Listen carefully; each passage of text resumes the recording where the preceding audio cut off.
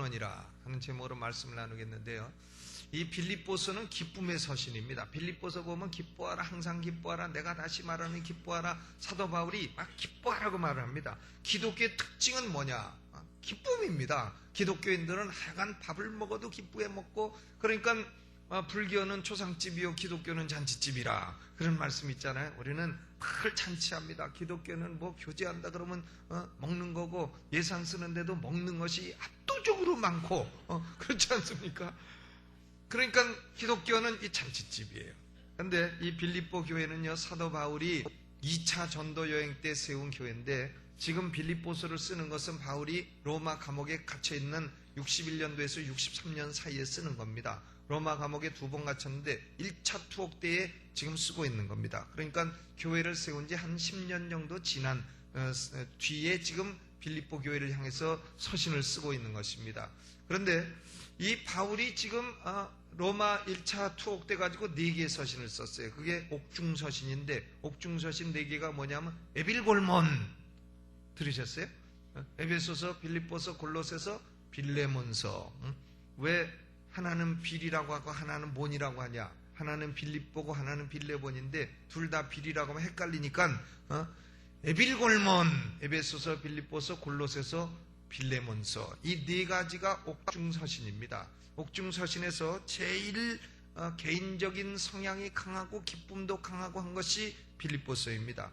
이 빌립보 교회는 마케도니아는 오늘날로 치면 그리스가 있는 그 땅인데, 이 마케도니아의 첫성이라. 빌립보가 마케도니아 첫성이죠. 사도 바울이 아시아에 있을 때에, 소아시아 드로아에 있을 때에, 이번에 5월달에 이제 소아시아를 가게 되는데 이런 데를 가보리라고 생각합니다. 근데 드로아에 있을 때에 거기서 마케도니아 사람들이 환상을 보게 됐습니다. 건너와서 우리를 도우라. 바울이 그 환상을 보고선 건너가서 세운 교회가 마케도니아 첫성 교회인 빌립보 교회입니다. 이 빌립보 교회는 교인들 1호 교인이 누군지 아십니까? 1호 교인 자주장사 루디아. 자주장사가 뭐냐? 빨간 색깔 옷감을 파는 여자단 말이죠. 자주장사 루디아가 바울이 복음을 전하니까 주께서 마음을 열어서 믿게 하셨다. 이 루디아는 아주 신앙 체험이 조용한 사람이에요. 조용히 믿었습니다. 그리고는 조용히 믿으면서 헌신도 큰 사람이었어요. 자기 집을 딱 바울에게 내주고 우리 집을 중심으로 전도해라 해서 전도를 다니는데 2호 교인이 나오게 됐습니다. 2호 교인은 누구냐? 귀신 들려서 점쳐먹고 살던 여자. 그런데 귀신 들렸기 때문에요, 자기가 뭐 운영 능력이 없어요. 그러니까 주인이 따로 있고, 그 주인이 귀신 들린 여자를 가지고 여기 가서 점쳐라 저기 가서 점쳐라 해가지고 자기가 이제 돈 받으면 거기서 떼어먹고 귀신 들린 여자는 조금 주고, 이제 그런 여자였습니다. 근데 이 여자가 딱 보니까 귀신이니까요, 하나님의 영을 알아보는 겁니다. 성령을 알아보는 것이에요. 그러니까 여러분이 진짜 크리스찬인가 아닌가 알아보려면요, 무당, 진짜 신령한 무당 굿하는데 딱 가갖고 기도해 보세요. 기도하는데 아무 소식 없으면 가짜고, 굿이 딱 중지되고, 여기 예수 믿는 사람 와갖고 굿 안 되네 그러면 진짜고, 그러면 위로를 받고 나오시기를 바랍니다. 그런데 이 점쳐서 먹고 사는 여종이 사도 바울을 보더니, 이 사람은 지극히 높은 하나님의 종으로 구원의 길을 전하는 자라 하면서 여러 날 쫓아다니면서 괴롭히는 겁니다. 아무리 옳은 얘기라도 여러 날 쫓아다니면서 괴롭히면, 아무리 잘생긴 사람이라도요, 용사말해도 쫓아다니면서 이 사람 잘생겼다 하면서 여자가 맨날 쫓아다니면서 그러면 얼마나 괴롭겠어요. 잘생긴 건 네가 얘기 안 해도 알아. 이러고 얼마나 괴롭겠어요. 그래서 사도 바울이 그 여종에게서 귀신을 추방해서 그 여종은 제정신 차리고 2호 교인이 됐습니다. 그러니까 그 주인이, 아이고 저게 누구간데 내가 부리는 여종의 귀신을 쫓아내서 점도 못 처먹겠는가 해가지고 바울과 실라를 갖다가 잡아다가 감옥에 집어넣었잖아요. 그게 빌립보 감옥입니다. 빌립보 감옥은 던전이라고 해가지고 아주 깊은 땅 속에 있는 그런 캄캄한 감옥이에요.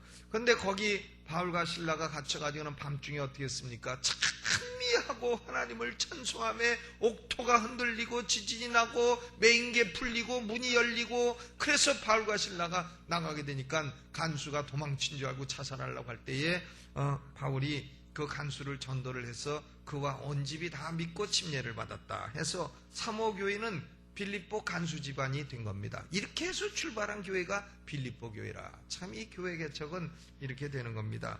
그런데 바울이 이제 10년이 지나서 로마의 감옥에 투옥이 되어 있을 때에 빌립보 교회에 문제가 생겨났어요. 빌립보 교회 문제는 뭐냐? 두 가지 문제인데, 첫째로는 유대주의자들, 즉 율법주의자들이 들어온 겁니다. 몰래 들어와서 야, 예수 믿는다고 그걸로 구원받는 줄 아냐? 아니다. 너네가 율법도 지켜야 된다. 그러니까 구약에 할례 받으랬으니 할례도 받아야 구원받는다.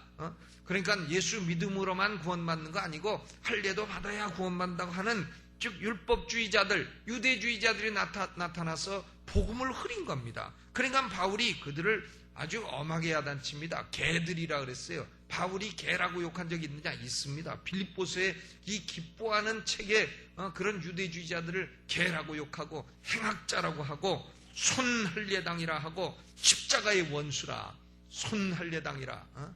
그러니까 니네가 그렇게 할례를 받고 싶으면 아예 잘라버려라. 그런 뜻이에요, 이게 손할례가. 그러니까 이런 유대주의자를 향해서 이렇게 바울이 참 분노하면서 이 서신을 쓴 것이고요. 또 한 가지 문제는 빌립보 교회에 유오디오와 순두개, 이름이 순두개인데 순두부집을 하는지 이름이 순두개, 유오디아와 순두개가요, 이 빌립보 교회에서 여자들인데 일을 하다가 싸운 거예요. 싸웠어요. 빌립보서 한번 보세요. 4장 2절. 내가 유오디아를 권하고 누구를 권하노니? 순두개를, 순두부 아니에요. 순두개를 권하노니 주 안에서 같은 마음을 품으라 그랬어요. 둘이 마음이 달라가지고 여자들이 싸우는 겁니다. 왜냐하면 이 빌립보 교회는 1호, 2호 교인이 여자이기 때문에 여자의 세가 센 곳이다 이 말이에요. 그래서 서로 다툼이 일어났습니다. 그러므로 교회는요, 하여간 참 이 여성의 세력이 세기도 한데 여성들이 다투면 또 이거 좀 골치 아파요. 그러니까 다투지 마시고 서로 잘 지내시기를 주의 이름으로 축원합니다. 근데 저는 남자인데요, 가만히 이 여전도에 보면 여전도 회원들은 싸우다가도 화합도 잘해. 남자보다 낫더라니까. 남자들은 한번 싸우면 이게 영 풀리지 않고 술 한 잔을 먹어야 풀리는데 예수 믿는 사람이 술 한 잔 먹을 수도 없고 그러니 이게 참 풀리기 어렵고, 여자들은 도리어 싸우다가도 참 서로 해서 보면 대한민국은 역시 여성세가 세다. 대한민국은 여성들이 남성들보다 똑똑하다 하는 걸 느끼게 됩니다. 이게 우랄 알타이 어족의 특징이라나 이게 몽골리안의 특징이라나.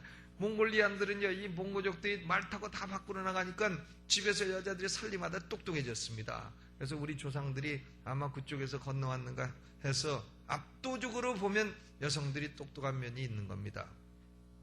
아멘. 그래도 유오디아 순두개처럼 싸우지 마시기를 주의 이름으로 축원합니다.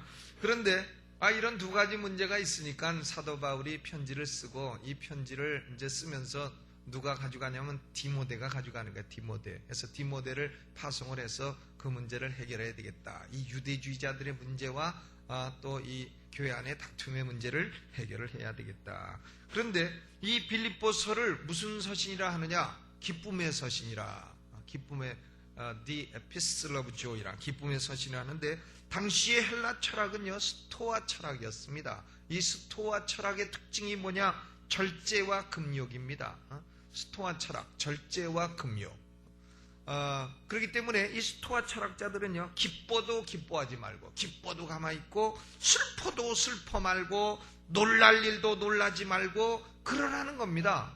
그러니 사람이 기뻐도 가만히 있고 슬퍼도 가만히 있고 놀래도 안 놀래고 좋아도 안 좋은 척하고, 그러니 그것이 무감각한 인간이 되는 것이죠. 이 스토아 철학이 그런 걸 가르쳤습니다. 그런데 사도 바울은 그런 당시의 시대 철학을 따르지 않았습니다. 사도 바울은 기뻐할 건 기뻐하고 승질낼 건 승질내고 슬퍼할 건 또 슬퍼했어요. 사람이 말이죠, 슬픈 일 당했는데 그때 기뻐하면은 그건 좀 약먹은 사람 같지 않습니까? 아무리 그리스도인들도 슬프면 슬퍼해야죠. 어떤 분이 참 그 남편을 잃고서는요, 참 마음이 슬픈데 자기는 그리스도 예수를 믿으니까 슬퍼하면 안 된다 해가지고는 슬픔을 표현하지 않고 있었다는 겁니다. 그런데 한 1년 그렇게 표현하지 않고 있으니까 내 속에서 막 병이 생길 것 같고, 근데 하루는 하나님, 나는 슬퍼하면 안 됩니까? 하니까 기도 중에 하나님이 왜 안 되냐 그러시더래. 왜 안 되냐? 네가 슬픈 건 슬퍼야지 왜 안 되냐? 여러분, 슬픈 건 슬퍼하세요. 슬퍼하다가 어느 정도 하다가 끝나겠죠. 그것도 계속 슬픕니까?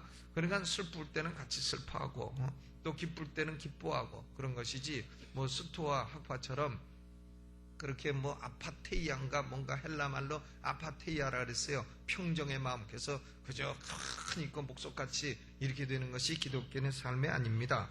여기에 바울은요, 빌립보 교인들에게 주 안에서 항상 기뻐하라. 이 바울은 시대 철학 유행을 거스려서 불변한 진리를 따라 산 사람이었던 것입니다. 오늘 서문은 간단한 건데요, 우리가 어떻게 하면 기쁨의 삶을 살 수 있느냐, 이 기쁨의 근원 세 가지를 얘기하고 있습니다.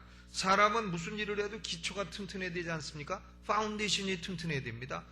중학교, 고등학교 가서 공부 못하는 사람은요, 초등학교 때 공부 못하는 사람이에요. 산수 공부, 더하기, 빼기 이런 걸, 곱하기, 나누기 이런 걸 열심히 해야 되는데, 그때 그냥 땡땡이 치고 안 하니까 중학교 가서 더하기, 빼기, 해게 이게 잘 안 되니까요, 거기서 건설해야 되는 다른 수학 실력이 늘어날 리가 있습니까? 공식은 잘 외워도 더하기에서 틀리는데 빼기에서 틀리고, 기초가 튼튼해야 됩니다.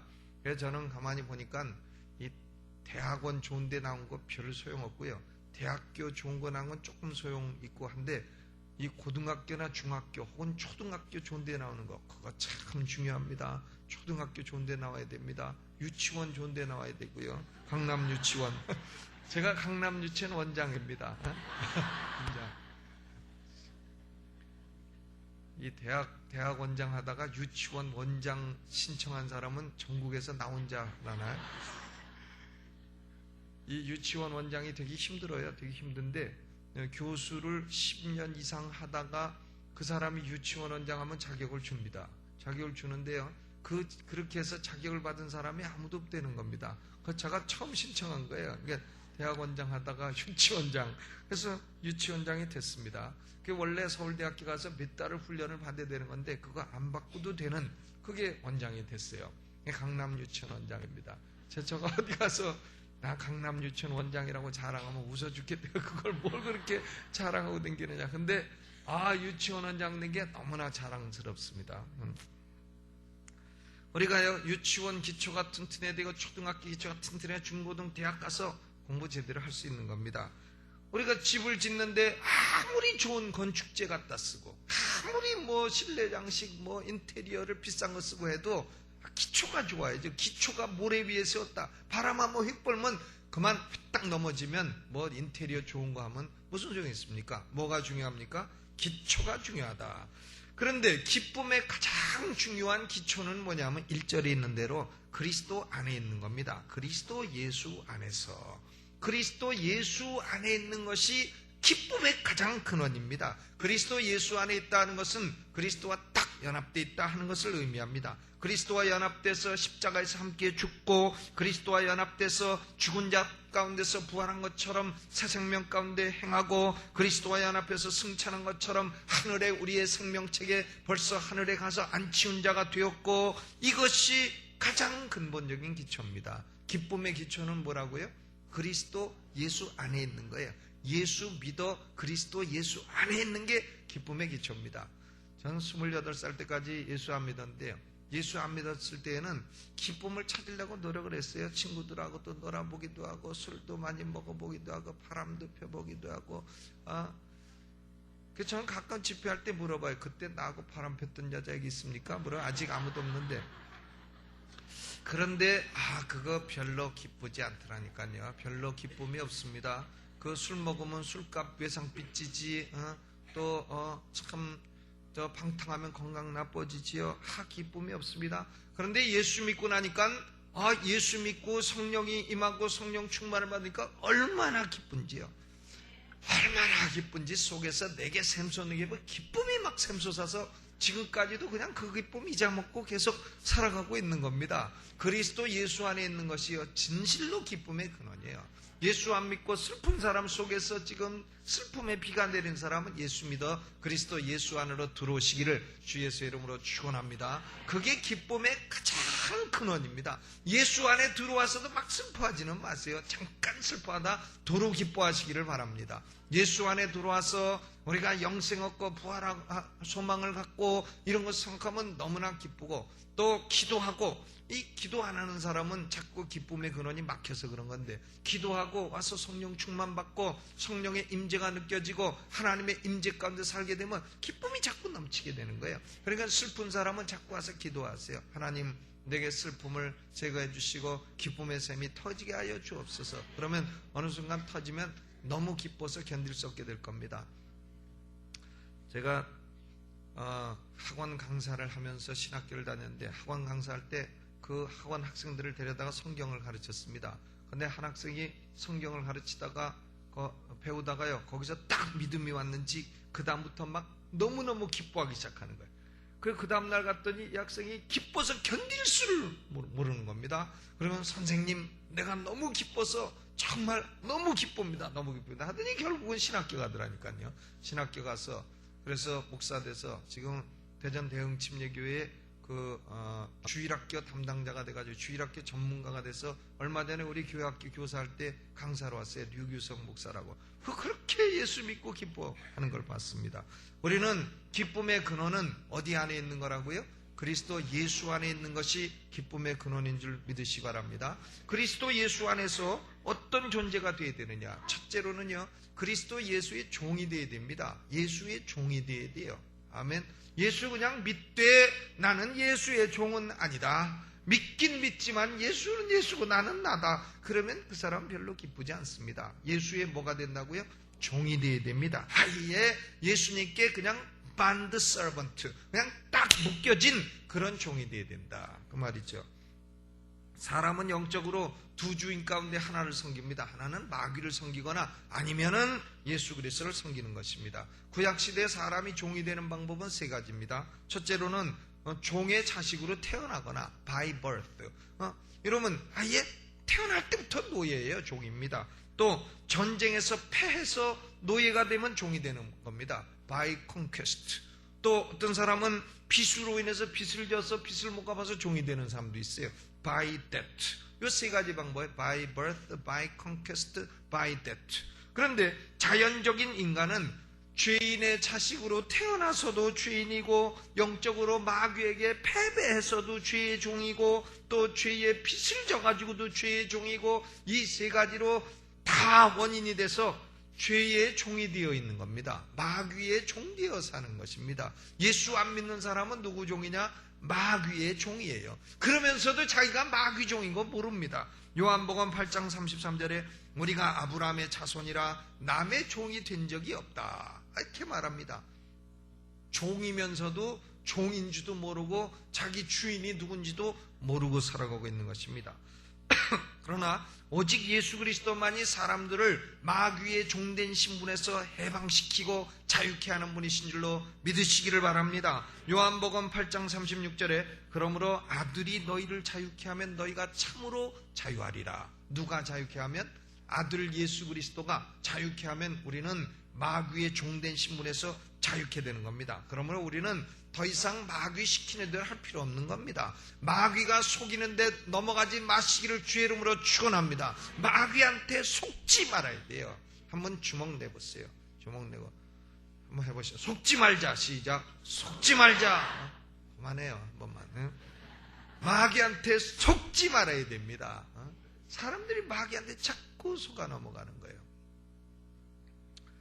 구약시대에는 사람이 더 이상 노예 생활을 하다가 노예 생활에서 해방되는 사람이 있습니다. 노예 생활에서 해방되면은요, 그 사람이 그러나 자기를 사랑한 주인을 사랑해서 주인을 사랑하면 자발적으로 종이 될 수 있어요. 그러니까 이제 더 이상 노예를 할 필요가 없음에도 불구하고 자발적으로 종이 되는 경우 있습니다. 그게 신명기 15장 16절에 17절에 있는데, 종이 만일 너와 네 집을 사랑함으로 너와 동거하기를 좋게 여겨 네게 향하여 내가 주인을 떠나지 아니하겠노라 하거든 송곳을 취하여 그의 귀를 문에 대고 뚫으라. 그리하면 그가 영영이 네 종이 되리라.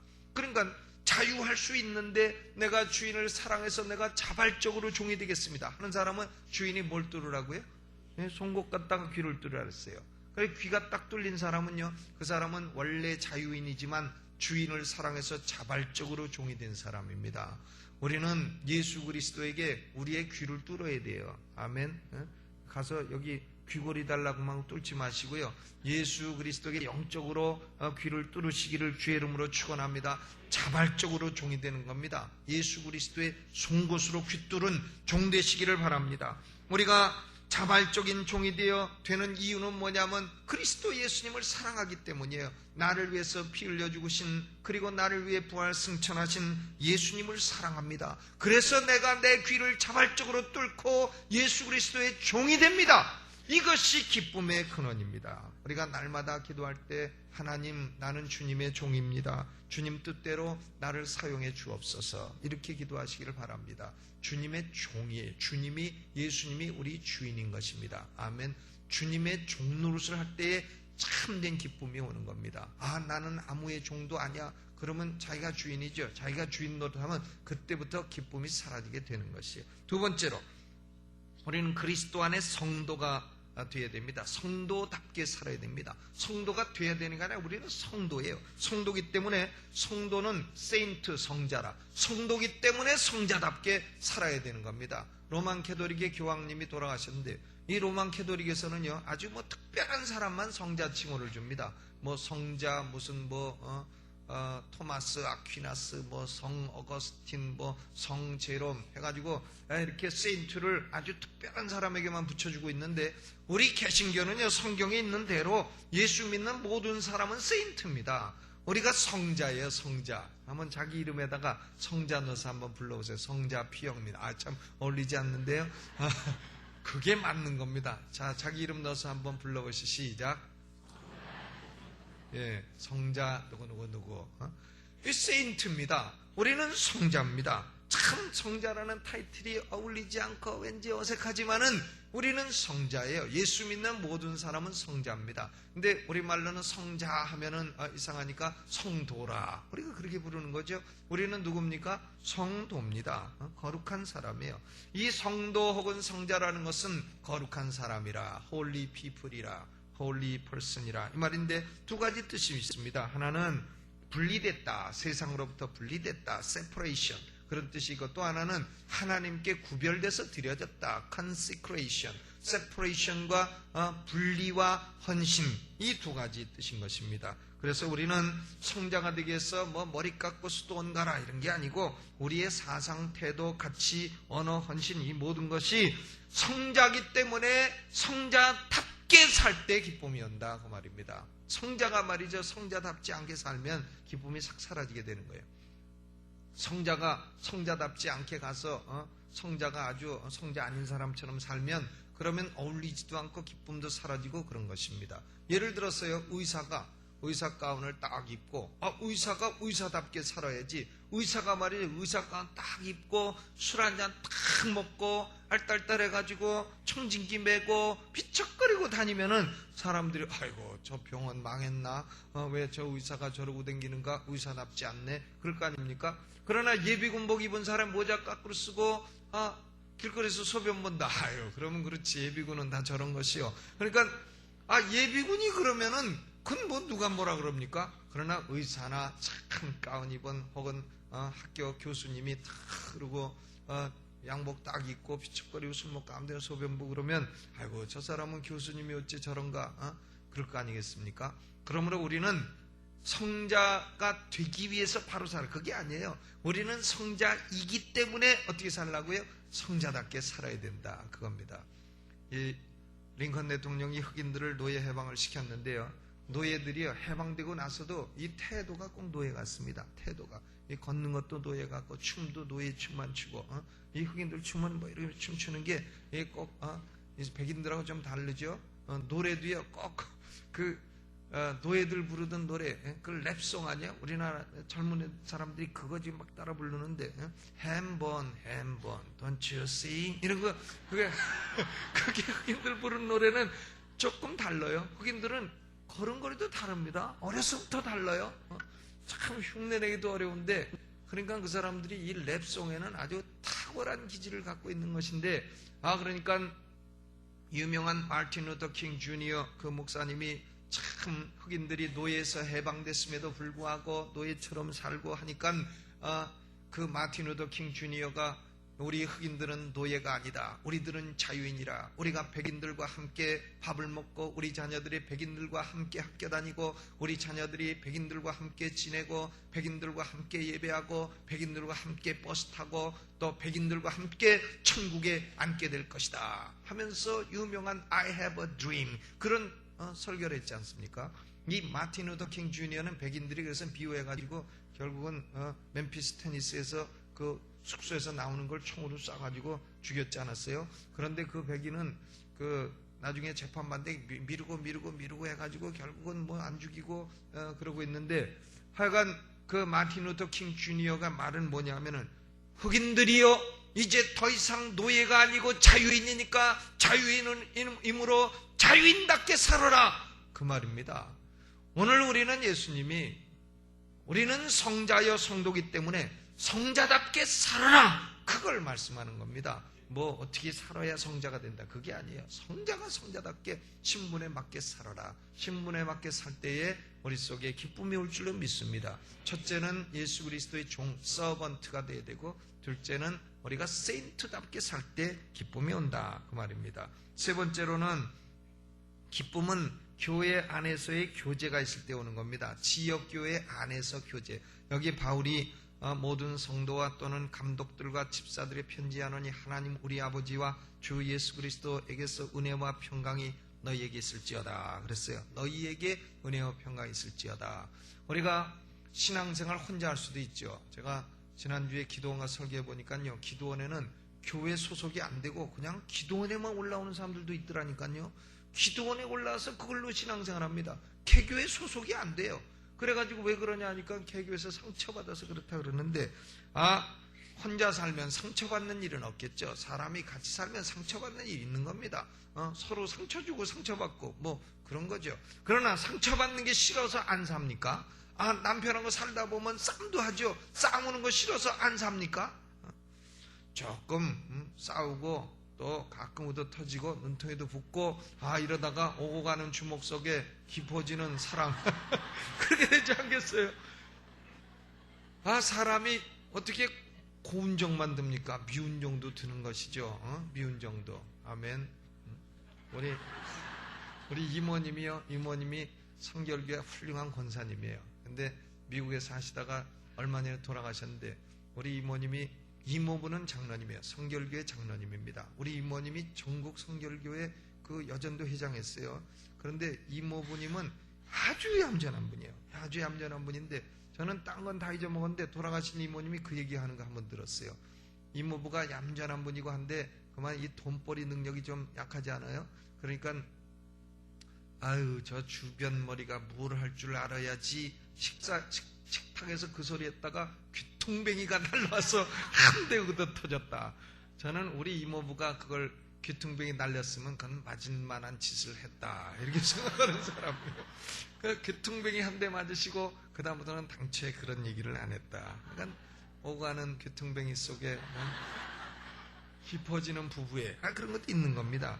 그러니까 어떻게 상처 안 받는 일이 없겠어요? 세상에 사람이 살면서요. 부모 자식 간에도 있고 부부 간에도 있고 하는 건데 성도끼리 어떻게 없습니까? 근데 상처받는 조금 주고 또 받기도 하고 그래도요, 넘어가세요. 웬간한 거 아니면 아주 깊어서 치료가 안 된다 그러면 그것은요 상담 전문가한테 가야 됩니다. 그래서 약 먹고 치료를 받아야 되고, 그런 거 아니면 엉간한 건 넘어가시라고요.